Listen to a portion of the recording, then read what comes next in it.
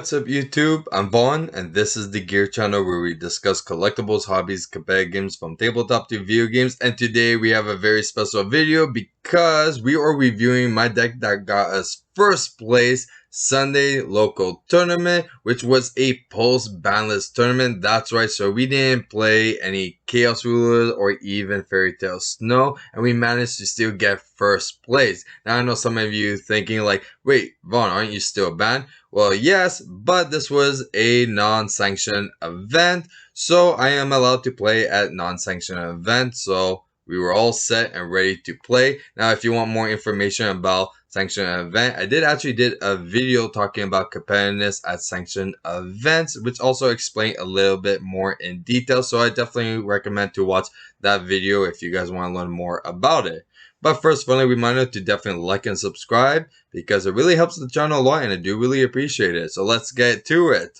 So as you can see, not much change to it. There is a few extra extenders that we did, but mostly it's the extra deck because besides Chaos Ruler being banned, we did actually lose our Hot Red Dragon, which also means that we lost a few extenders of our level 1 tuner, so there was quite a bit of stuff that had to be changed. Now, one thing that was important was because besides the Chaos Ruler having the extra mail and the add 1, we did lose the Hot Red, which was our third negate. If you're not familiar with the deck hand loops your opponent and makes at least 3 negates right after. So since we did lose that negate, we had to switch it for something else, which we actually did. So we actually put the Rika now, which is when tributed, supposed to summon a plant XYZ, which is going to be a sacred tree beast, which is a extra negate to have. So it definitely replaced the Hot Red, but there was a few other changes that we did. So starting first with major changes, because besides Fairy Tale Snow being banned, we had to get rid of our level 1 tuners, which we also did, and focus more on trying to spam zombie vampire without using so much resources to just make. So we actually put in the Therion Empress, which is quite good because it's a free spell summon for a level 8 and it's easy to add with King of the Pharaoh Imps, and this is actually why you need to play at least 2 or 3 King of the Pharaoh Imps. Now, we also put the new Vanguard. Now, before it wasn't that good to actually play, or it wasn't really necessary, but now it's pretty free to actually use, and especially if our focus is on level or rank 8 XYZs, we can make the zombie vampire or we can make the lance a lot easier on top of it. Now this might change a bit as soon as we get the, what is it, callback over here. So the new hand trap is coming out very soon, so there's definitely going to be a few changes that we're going to be doing. And also the combo isn't so different than when we did a combo tutorial with this specific card in our C.O.D deck. So it's pretty much the same. The only difference is definitely the Chaos Ruler, but it's pretty much the exact same thing of how we could play with this card and what we're going to switch out. Another thing that we also put was actually the tier element. Now, specifically only this one because it's almost like an Armageddon Knight. And also the fact that we can send one card from our hand to the graveyard as an effect also is really good. Plus, we get to mill the top 3. So a card that I like to send with this is actually Natural Serpent, and it will get the effect. So we get to get a free spell summon with this card. Or if we also have Vanguard in the graveyard, we could actually spell summon this card for free as well. Now, because we are playing this, we actually put the Mud Dragon in. Now, we were playing Instant Fusion with Dark Flare Dragon, but Mud Dragon definitely does pretty much the exact same thing of it being a level 4 monster that we could abuse, since the whole majority of deck evolves around level 4s. It definitely works pretty well, and it's pretty much a guarantee to make, especially with the teal elements and our whole deck, since the majority of them are actually dark. Now, there's only one specific situation that we can't really do what we did with a Dark Flare, and is that if we have Dark Flare and a Saruja, we could use the Dark Flare and turn it into a Pitsy, so we get a free spell summon, but I'd rather remove that card so we have multiple situational combos or plays to actually do, and just mine is just one situation, if that makes sense.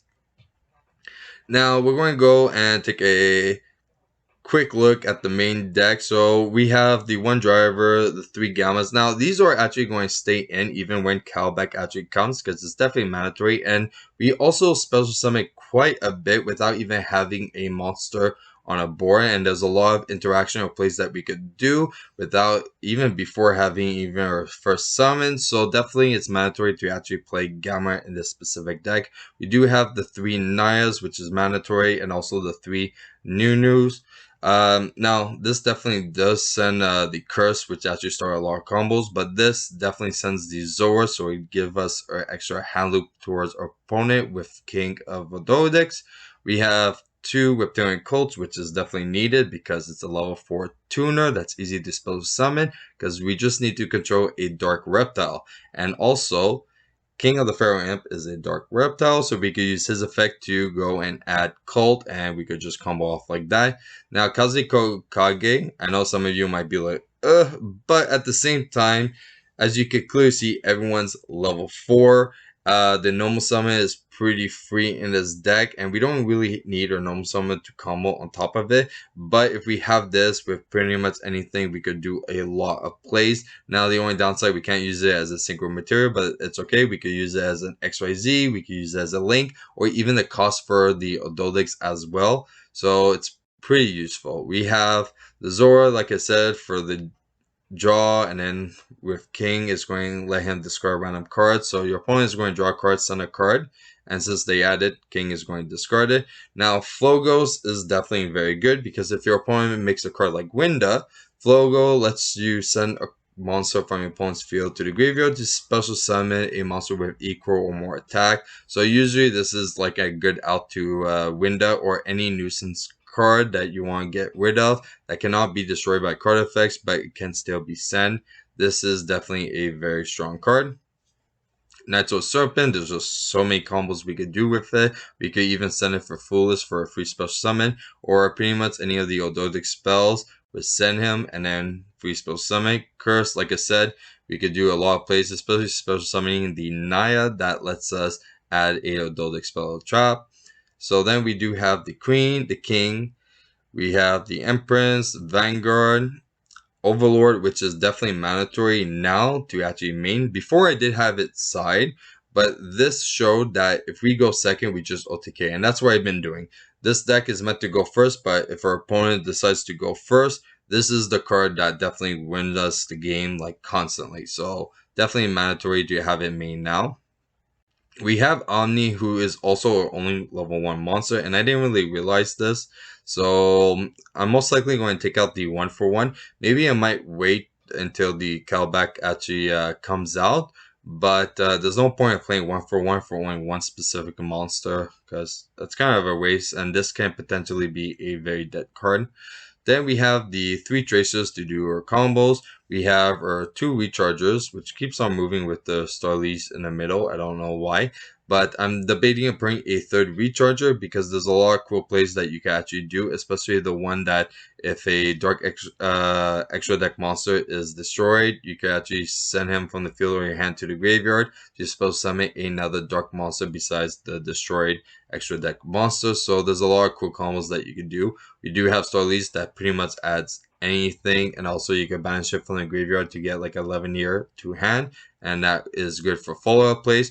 Or you could also spell summon it on the same turn, because Levineer can actually be spell summoned as many times as you want. It's just his actual effect you can only use once. Then we do have the Strudel, which is not mandatory to play, but for a lot of situation and comboing, it is actually good. But you don't have to play this if you're not really into like this type of extender. You don't have to. It's not the end of the world if you decide not to play it. Me personally, I think it's needed and you should actually play it. We have Nocto, which honestly I did try it at 2 and I did like it. I will see what kind of room we could actually do and maybe switch it and put this at 2 instead. Maybe at the moment I would take the 1-for-1 out and put a second one instead. We do have the abs. We have the Darkest Diabolus, which is also a extra hand loop as well, and also gets spell summon when we tribute a dark monster, which is good because we could actually make our Lancelot very easily afterwards. Then we have our Chaos monsters, the black, the white, the Chaos Valkyrie. We have Chaos Creator, which is very good because of this. We're able to actually play Omega 3 times. One from his regular single summoning, then we compare it back with Chaos Space, and then we do it again, and then finally spell summon it with Chaos Creator. Or sometimes I won game because I just played all different types of extension, and their opponent did all his interruptions, his negates, and then we just played the Chaos Creator just to start a whole new combo right away. And the cool thing is that it's any banished card, by the way. So it's not just your banished monsters. So it could also be your opponent's banished monsters that you target for 3, and you get to spell summon 1, and then the rest goes at the bottom of the decks. So if your opponent has like something that's actually good in his banish that he wants to maybe bring back or something, you could actually place it at the bottom of your opponent's deck so they won't have easy access to it. So Chaos Levineer, because all 3 effects are amazing. One Armageddon Knight, because we don't use a normal summon like at all. Most of the time, I'll do my combos without even normal summoning it. So having a decent normal summon that actually sends pretty much the whole deck is quite good. The Teal Element, because there's already so many combos that we could do that I already said with the Night Sword, Vanguard. Spell summon Mud Dragon if it's sent to the grave by an effect. So there's a lot of cool plays that you could do, and he's level 4, so definitely good.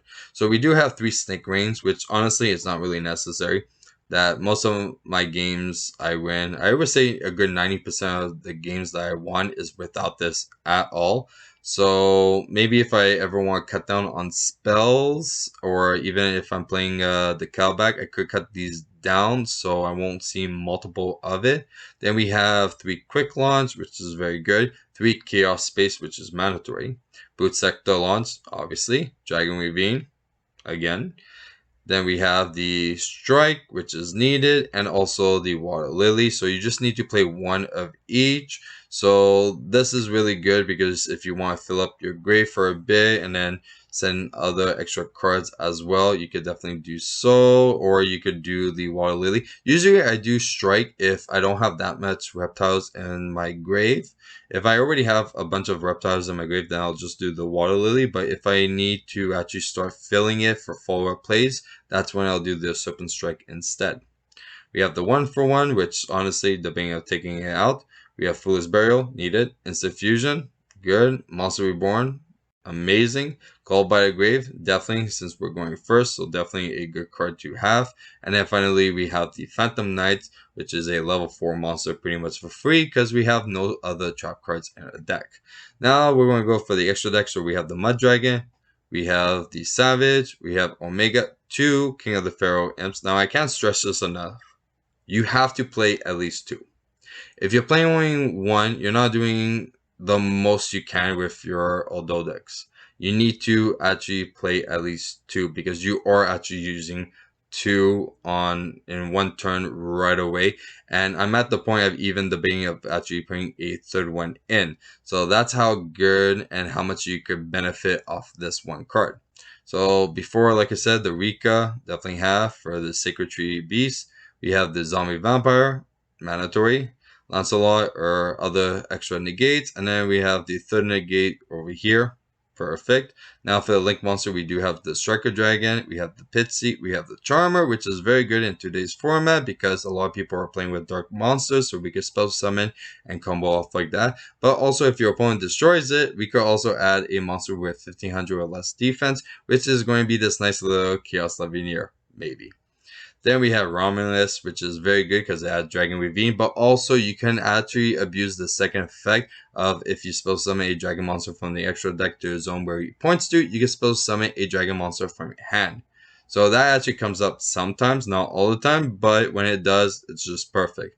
Then you have Heraldic Seal, which is mandatory because 1, it helps you extend towards the combo of doing the hand looping, but also it gets rid of the Pitsy. So when you do your Saruja and Pitsy play, you have to get rid of Pitsy or you'll lock into dragons, and Seal helps you with that. Now remember that when you do your combos not to use Tracer effect until you make your Steel and your Omega, because this locks you into Dark Monsters in the extra deck. So you want to save these for the very end of your combo, and then you'll be all set. And then finally, we have our Sarudra.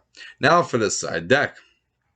Mandatory, especially for actually local tournaments with time, we have our Scarlet Red Dragon. Now, the reason why we're playing this and not just a Gaga Cowboy, as you can clearly see, is because if we are in a tight situation that we have to use Tracer's effect and we're locked into dark, this is what's going to help us actually still burn damage to our opponent. If not, we still have the Gaga Cowboy, which is good. Sometimes I like to do a few baits, like do Gaga Cowboy first. If they go and they negate it or something, then we could do Scarlet right after, and that's not an issue.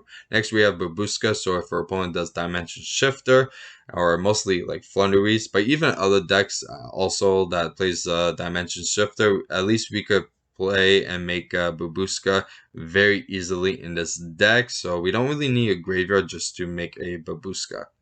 Then finally we have the Azure's as the last monster in a side deck, because if we're actually planning on going second, this is definitely a good card that we could put in our extra deck. And usually I get rid of stuff for the side. I usually get rid of the hand loop stuff, so I'll get rid of like an Omega, or if I don't feel like I'm going to extend too much with the other like negate stuff, I might also get rid of them. Not an issue like at all. You just have to think what's the proper play that you're planning, or what is your ideal like OTK that you want to do on your opponent's turn. So definitely I usually get rid of all the hand looping stuff for my side. Next, we do have 3 Dark Blue and no more, because the side is very going second. We have 1 Harpy's Feather Duster, 2 Lightning Storms, 3 Mystic Mines, because it's very easy to play a Mystic Mine if your opponent has a board, and then we just combo off, and for us to get rid of it is like no issue. We already have Field Spell. We can also use Chaos Lavinia to pop that and 1 card on your opponent's side of the field as well. So we could do our full combo and then get rid of Mystic Mine right after. And then finally we have 2 Regekis for more board wipes. And that's it for a deck profile. Now, if you guys enjoyed today's video, you know what to do. Like and subscribe, and especially subscribe because it really does help the channel a lot, and I do really appreciate it. But if you want a sneak peek of future products you want review here on the channel, you can follow me on my Instagram, VaughnGear. I'm Vaughn, and this was the Gear Channel.